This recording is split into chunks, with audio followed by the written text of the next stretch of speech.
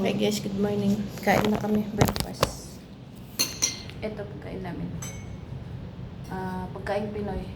Typical, literal na breakfast ng mga Pinoy. Kain tayo. Siyempre, hindi mawawala kape.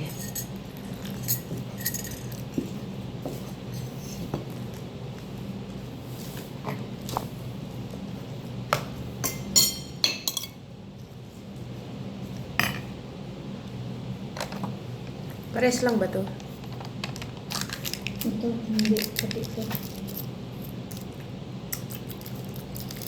Kain tayo guys. 12 na. Ganda niya. Almusal namin. Almusal namin kape. Itlog. Almusal namin tapos. Ano to? Sweet balls at saka itlog at saka hotdog. Kape. Hindi mawawala ang kape sa almusal.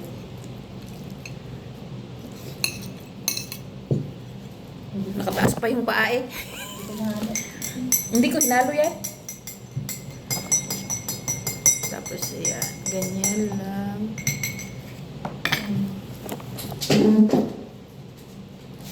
Tapos, syempre, Ala. ketchup. Para kayo. Nalagyan ng daw niyo yung nilalaban ito. Hindi mo na. Ipas mo na yan. Na. Ay? Tapos na yun.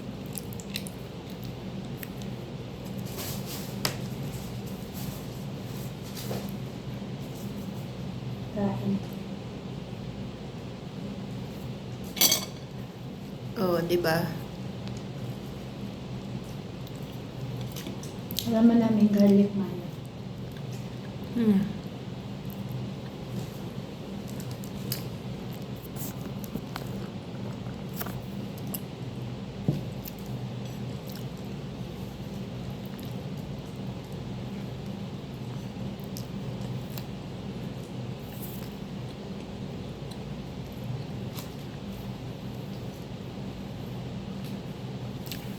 Lipit mo naman yung buhok mo.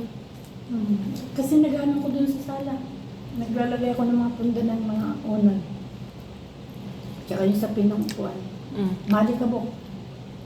Yung pum niya ba, naglalagas. Ay maano. So, maano yung buhok ko kaya tinali ko.